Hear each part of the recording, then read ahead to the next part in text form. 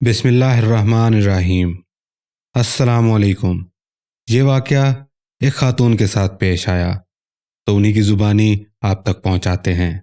लेकिन उससे पहले आपसे एक गुजारिश करना चाहूँगा कि अगर आप इस चैनल पर नए हैं तो इस चैनल को सब्सक्राइब कर लें और साथ लगे बेल आइकन को भी प्रेस कर दें ताकि इस चैनल पर नई आने वाली वीडियोज़ का नोटिफिकेशन आपको मौसूल हो सके और आप हमारे साथ जुड़े रहें। तो चलें वाक़या शुरू करते हैं। अंजना? क्या? मैंने चौंक कर हसन को देखा। अंजना? उसने दोबारा दोहराया। कौन अंजना? किधर है? मेरे पूछने पर उसने कोई जवाब दिए बगैर अपनी छोटी उंगली से एक तरफ इशारा कर दिया। मैंने मुड़कर देखा। हस्ब तवक्को वहां कोई नहीं था। मुख्तसर से गुसल खाने में जहां मैं अपने 6 साला बेटे हसन को नहला रही थी, हमारे अलावा किसने होना था? मैंने एक दो मरतबा उससे फिर पूछा कि वो क्या कह रहा है, मगर उसके कोई जवाब न देने पर मैं कामों में लगकर भूल भाल गई। हसन हमारा अकलौता बेटा है, यानी मेरा और तनवीर का। तनवीर मेरे शोहर रेलवे में मुलाजिम हैं। चंद दिनों पहले तक हम मुल्तान में रहते थे, जहां मेरी ससुराल है। अभी थोड़े दिन पहले तनवीर की पोस्टिंग यहाँ इस छोटे से शहर बहरामपुर हो गई तो हम यहाँ आ गए। तनवीर को रेलवे कॉलोनी में एक क्वार्टर अलाट हुआ था। क्वार्टर नंबर 313 एक मुख्तसिर 2 कमरों, सहन, किचन और छोटे से गुसलखाने पर मुश्तमिल ये घर हमारी मुख्तसिर फैमिली के लिए बहुत था। तनवीर कोई बड़ी पोस्ट पर नहीं थे। उनकी तनख्वाह बस इतनी थी कि हमारा बमुश्किल गुजारा हो रहा था, क्योंकि वो अपने वालिदैन को भी खर्चा भेजते थे जो कि मुल्तान में रिहाइश पजीर थे। हसन को मैंने करीब ही एक स्कूल में दाखिल करवा दिया था। आहिस्ता आहिस्ता आसपास के चंद घरों से मेरी जान पहचान बढ़ने लगी, जहां तकरीबन मेरी ही उम्र की खवातीन थीं, जिनमें सबसे ज्यादा और जल्दी मेरी दोस्ती रिहाना से हो गई थी। रिहाना के शोहर भी रेलवे में मुलाजिम थे। उनको ये नौकरी अपने वालिद के तवस्सुत से मिली थी। वो भी रेलवे मुलाजिम थे। रिटायरमेंट के बाद उनकी सीट उनके बेटे को मिल गई। रिहाना के 2 बच्चे थे। वो हसन के स्कूल में ही पढ़ते थे। हम दोनों अक्सर मिल बैठते, दुनिया जहान की बातें करते, अपने बच्चों की प्रॉब्लम्स डिस्कस करते और आखिरकार रेलवे मुलाजमीन की कम तनख्वाह, महंगाई बेतहाशा हो जाने और गुजारे मुश्किल से होने पर हमारी बातों की तान टूट जाती। रिहाना एक दरमियानी शक्ल सूरत की, बहुत ज्यादा और बढ़ बढ़ कर बातें करने वाली दिलचस्प औरत थी। मुझे उसकी कंपनी में बहुत मजा आता था। तनवीर भी मुतमईन थे कि इस नई जगह आकर हम बहुत जल्द हर तरह से सेट हो गए थे। हमारे घर के आसपास के तमाम पड़ोसी अच्छे और शरीफ थे। छन छन छन। एक रात जब हम सब सो रहे थे कि एक आवाज से मेरी आंख खुल गई। घुंघरुओं की मध्यम आवाज, हल्की तबले की झनकार के साथ। उस वक्त पहला ख्याल मेरे जहन में यह आया कि शायद तनवीर ने टीवी चलाया हुआ है। अपने 2 कमरों में से एक कमरे को मैंने अपने हिसाब से ड्राइंग रूम बनाया हुआ था।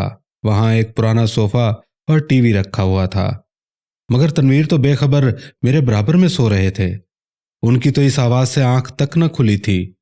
कमरे में मौजूद तीसरे छोटे से पलंग पर हसन बेखबर सो रहा था। मैं थोड़ी देर उठकर बैठी रही। जब आवाज आहिस्ता आहिस्ता बंद हो गई तो मैं फिर लेट गई, मगर देर तक मुझे नींद ना आ सकी। सुबह में यह रात वाला वाकया मेरे जहन से निकल गया। चंद दिनों बाद जब तनवीर ड्यूटी पर थे और हसन स्कूल गया हुआ था, अचानक मुझको अकेले घर में घबराहट होने लगी।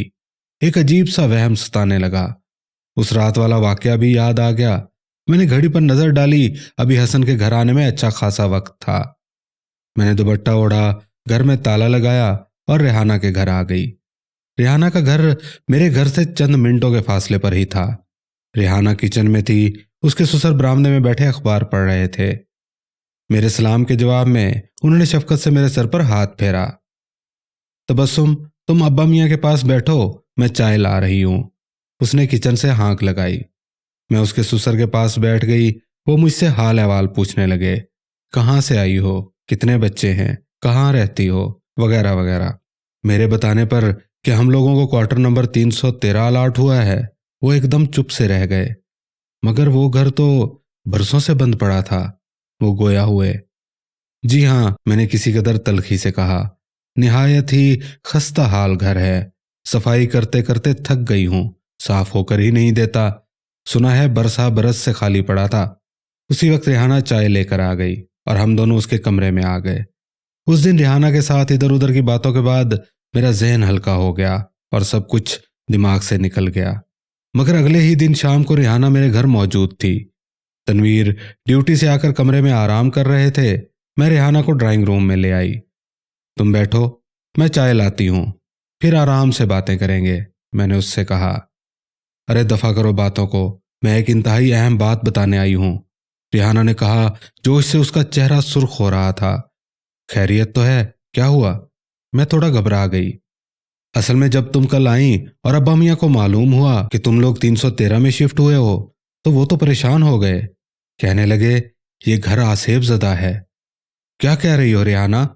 میرے دل کو کچھ ہوا۔ میں نہیں کہہ رہی، ابا میاں نے کہا ہے۔ اس نے ڈری ہوئی نگاہ چاروں طرف ڈالی۔ یا تو اس گھر میں کوئی رہتا نہیں ہے، اگر کوئی رہنے کی کوشش کرتا ہے تو اس کو بہت ہی برے حالات سے گزرنا پڑتا ہے۔ ایسا کئی بار ہو چکا ہے، اس لیے اس گھر کو کسی کو الاٹ نہیں کرتے۔ آخر تنویر بھائی کو ہی یہ گھر کیوں دیا؟ اس لیے کہ کوئی اور گھر خالی نہیں تھا، اور کالونی سے باہر کرائے پر گھر لینا ہم لوگ افورڈ بالکل نہیں کر سکتے، کھوئے کھوئے سے انداز میں نے جواب دیا۔ ابا میاں بتا رہے تھے بہت پہلے جب وہ خود بہت چھوٹے تھے اس گھر میں ایک خوبصورت ناچنے والی رہتی تھی۔ کیا نام تھا؟ ہاں شاید انجنا دیوی۔ کیا؟ انجنا؟ میں چونک گئی۔ ہاں یہ بہت پرانی بات ہے، کیا میں پاکستان سے بھی پہلے۔ تو ایک دن اس انجنا میڈم کے کسی عاشق نے جلن میں آ کر چھری سے اس کا کام تمام کر دیا۔ بس وہ دن اور آج کا دن، اس کی روح بلکہ بدروح اس گھر میں منڈلاتی ہے۔ شروع میں تو وہ لوگوں کو نظر تک آتی تھی، مگر اب بس اس گھر میں کسی کو نہیں ٹکنے دیتی۔ تم نے تو مجھے ڈرا دیا ریحانہ۔ ڈرایا نہیں، وہ سنجیدہ ہوئی۔ مجھے ابا میاں نے بھیجا ہے کہ تم سے کہوں کہ پہلی فرصت میں گھر بدل لو۔ دماغ خراب ہو گیا ہے تمہارا بھی اور تمہاری سہیلی کا بھی۔ ابھی ریحانہ رخصت ہی ہوئی تھی، تنویر بھنائے ہوئے کمرے سے نکل آئے۔ مجھے ان کو کچھ بھی بتانے کی ضرورت نہیں پڑی کیونکہ وہ کمرے میں لیٹے اپنے کانوں سے سب سن رہے تھے۔ ایک عورت کی برسوں پرانی روح لوگوں کو اس گھر میں ٹکنے نہیں دیتی۔ ہاں، سب بکواس۔ بھلا ایسا ممکن ہے؟ نہیں ہے پاسبل۔ ایسا صرف ڈراؤنی کہانیوں میں ہوتا ہے۔ مرنے کے بعد روح جسم سے نکل جاتی ہے اور کبھی واپس نہیں آ سکتی۔ تنویر مجھے سمجھا رہے تھے۔ مگر تنویر، میں نے خود ایک رات گھنگروں کی آواز سنی تھی، اور پھر ہاں، مجھے اچانک یاد آیا حسن بھی ایک دن انجنا نام پکار رہا تھا۔ ہو سکتا ہے حسن نے اسکول میں کچھ سنا ہو، تنویر نے سوچتے ہوئے کہا۔ آخر یہ تو حقیقت ہے کہ کبھی پہلے اس گھر میں انجنا نامی عورت رہتی تھی۔ کوئی کہہ رہا ہوگا کہ یہ بچہ اس گھر میں آیا ہے اور یہ نام اس کے ذہن میں رہ گیا ہوگا۔ مگر وہ گھنگروں کی آواز، اف ہو، وہ چڑ گئے۔ آخر تم کیوں بضد ہو کہ وہ آواز انجنا کے گھنگروں کی تھی؟ وہ تم کو کیوں انٹرٹین کرے گی؟ ہو سکتا ہے کہ وہ آواز باہر سے آ رہی ہو۔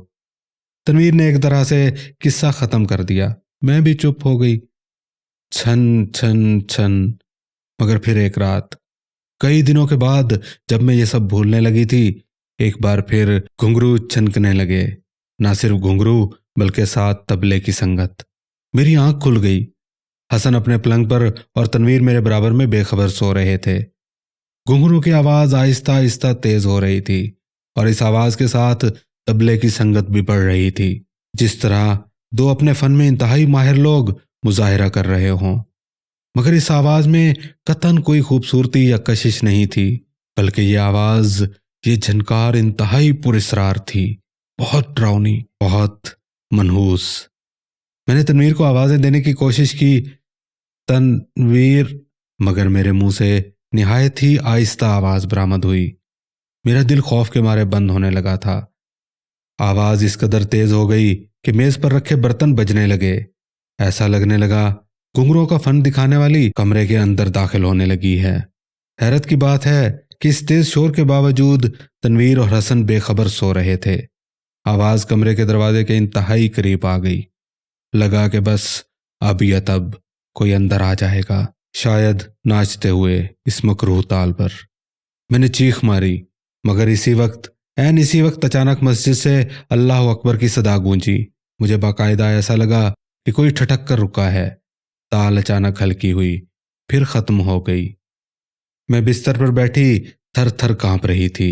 نہ جانے کب اذان کی مبارک آواز رکی اور نہ جانے کب میں بستر پر گر کر جیسے بے ہوش ہو گئی۔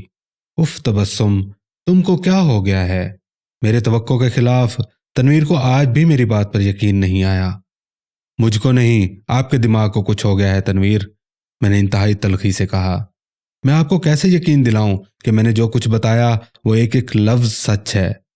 اگر اس وقت آذان نہ ہوئی ہوتی تو وہ شیطان کمرے میں داخل ہونے ہی لگا تھا۔ پھر نہ جانے، سوچ کر اس وقت بھی میں لرز گئی۔ اصل بات یہ ہے تبسم، تنویر میری حالت دیکھ کر نرم پڑ گئے۔ تم نے اپنی سہیلی ریحانہ اور اس کے سسر کی باتوں کو سر پر سوار کر لیا ہے۔ تم نیند میں دیکھے واقعات کو سچ سمجھنے لگی ہو، ورنہ ان باتوں میں کوئی سچائی نہیں ہوتی۔ مرنے کے بعد کوئی بھی کبھی بھی واپس نہیں آتا، اور پھر اتنے سالوں کے بعد۔ آپ نہ مانے، میں نے حتمی انداز میں کہا، نہ اب میں اس گھر میں چند منٹ اور رہوں گی، نہ میرا یہ معصوم بچہ۔ مگر تبسم میری جان، تنویر گڑبڑا گئے۔ میں اچانک دوسرے گھر کا بندوبست کیسے کروں؟ اور اگر گھر مل جاتا ہے تو اس کا کرایہ، ایڈوانس، ان کی اصل پریشانی ان کی زبان پر آ گئی۔ کچھ بھی ہو تنویر، کرایہ، ایڈوانس، پیسے زندگی سے زیادہ نہیں ہوتے۔ آپ اگر یہاں سے نہیں جا سکتے تو مجھے اور حسن کو کچھ دنوں کے لیے واپس ملتان بھیج دیں، میں نے التجا کی۔ ٹھیک ہے، کچھ دیر سوچنے کے بعد وہ گویا ہوئے، میں تم لوگوں کو کل کی ٹکٹ کروا دیتا ہوں۔ تم کچھ دن ملتان واپس جاؤ، جب تک میں کوشش کرتا ہوں کہ کوئی اور گھر مل جائے، بے شک مزید چھوٹا کیوں نہ ہو۔ کل نہیں، آج ہی، آج رات، میں نے کہا۔ تنویر مجھ پر ایک نظر ڈال کر رہ گئے۔ میں جلدی جلدی اپنا اور حسن کا سامان پیک کرنے لگی۔ ایسا نہیں تھا کہ میں تنویر سے جان چھڑوا رہی تھی، بلکہ اب اس گھر میں مزید ایک رات گزارنے کا مطلب میرے لیے کسی مصیبت کو دعوت دینے کے برابر تھا۔ شاید وہ بدروح صرف میری دشمن تھی، میں نے سوچا، کیونکہ تنویر کو تو وہ نہ کبھی محسوس ہوئی، نہ وہ کبھی خوفزدہ ہوئے۔ جب تنویر ہم دونوں کو ٹرین میں بٹھانے لگے تو میری آنکھوں میں آنسو آ گئے۔ میں نے ان کے ہاتھ پکڑ لیے۔ پلیز تنویر، آپ میری بات پر یقین کریں، میں سچ بول رہی ہوں۔ آپ جلد ہی کسی گھر کا بندوبست کر لیں، میرا آپ کے بغیر بالکل دل نہیں لگے گا۔ تنویر نے اس بات میں سر ہلا کر پیار سے میرا گال چھوا۔ جب ٹرین چل پڑی تو تنویر اسٹیشن سے نکل گئے۔ میرا دل اداس ہو گیا۔ میں جانتی تھی کہ تنویر کو میری باتوں پر بالکل یقین نہیں ہے، اور وہ اپنی ضد کے پکے ہیں۔ ہرگز بھی مکان تلاش کرنے میں جلدی نہیں کریں گے۔ نہ جانے کتنے مہینے اب ان سے دور رہنا پڑے گا، میں نے اداسی سے سوچا۔ تنویر نے بستر پر کروٹ بدلی، نیند اس کی آنکھوں سے کوسوں دور تھی۔ شادی کے برسوں بعد پہلا اتفاق تھا کہ تبسم اس کے ساتھ نہیں تھی، اور حسن، اس نے حسن کے خالی پلنگ کو دیکھا۔ یہ سارا فساد اس عورت کا پھیلایا ہوا ہے۔ غصے کی ایک لہر اس کے دماغ سے ٹکرائی۔ نہ وہ الٹی سیدھی باتیں تبسم کے سامنے دہراتی اور نہ تبسم راتوں کو یوں ڈرا کرتی۔ خیر، دیکھتے ہیں۔ کوشش کروں گا کہ 1-1.5 مہینے میں تبسم کے دماغ سے یہ خناس نکل جائے اور وہ گھر واپس آ جائے، اسی گھر میں۔ اس نے سائڈ ٹیبل پر پڑی سگریٹ اٹھائی اور ہونٹوں میں دبا لی۔ سگریٹ جلانے کے لیے لائٹر جلایا، مگر لائٹر کی روشنی میں دروازے کے سامنے باہر صحن پر ایک سایہ لہرا رہا تھا، لمبا لباس پہنے، پشواز کی طرح، جیسے پہلے ناچنے والیاں پہنا کرتی تھی۔ وہ بالکل آسانی سے یہ سایہ دیکھ سکتا تھا۔ سایہ قدم بقدم کمرے کی طرف بڑھ رہا تھا۔ اچانک پیچھے سے کسی نے تبلے پر تال دی۔ سائے کے گفتگو والے قدم بڑھے، پھر تبلے کی تال، پھر گھنگرو کے قدم تیز جھنکار ساتھ، اور پھر سایہ کمرے میں داخل ہو گیا۔ تنویر کے منہ سے سگریٹ گر گئی۔ سایہ عین اس کے سامنے رک چکا تھا، مگر گھنگرو اور تبلے کی آواز بدستور آ رہی تھی، اس قدر تیز کہ میز پر رکھے برتن زور سے بج رہے تھے۔ سایہ، جو کہ ایک نوجوان، حسین مگر مکروہ عورت کی جھلک مار رہا تھا، عین اس کے مقابل آ کر کھڑا ہو گیا۔ اس نے ناچنے والوں کا سا لباس پہنا ہوا تھا۔ بال چٹیا کی صورت گھٹنوں تک آ رہے تھے، مگر بری طرح الجھے ہوئے تھے۔ ہونٹوں پر سرخ لپسٹک پوری طرح تھوپی گئی تھی۔ اس کے چہرے پر شیطانی مسکراہٹ نمودار ہوئی۔ تنویر بری طرح کانپنے لگا۔ کون ہو تم؟ رنجنا، عورت کے منہ سے منمناتی آواز نکلی۔ چلو میرے ساتھ۔ کہاں؟ بمشکل اس نے پوچھا۔ غسل خانے میں، میں وہیں رہتی ہوں۔ اس نے آگے بڑھ کر تنویر کی کلائی پکڑی۔ اس کا لمس قطعاً غیر انسانی اور بے حد سخت تھا۔ تنویر نے آیت الکرسی پڑھنے کی کوشش کی مگر اس کا منہ جیسے بند ہو گیا۔ وہ اسے گھسیٹتے ہوئے صحن میں لے جانے لگی۔ آخری منظر جو تنویر نے دیکھا وہ یہ تھا کہ اس عورت کی گردن بری طرح کٹی ہوئی تھی، جس میں سے اس کے اندر کا گوشت تک صاف نظر آ رہا تھا۔ ہیلو، کون؟ تبسم؟ ہاں ریحانہ، تم اتنی صبح اچانک؟ ہاں تبسم، سمجھ نہیں آ رہا کہ کیسے تم کو اطلاع کروں۔ ایک بری، بہت بری خبر ہے۔ خدا کے لیے ریحانہ، کیوں؟ کیا ہوا؟ تنویر بھائی، ان کا انتقال ہو گیا ہے۔ وہ تمہارے گھر کے غسل خانے کے سامنے گرے ہوئے تھے۔ شاید ہارٹ اٹیک ہوا تھا۔ فون کا ریسیور تبسم کے ہاتھ سے گر گیا۔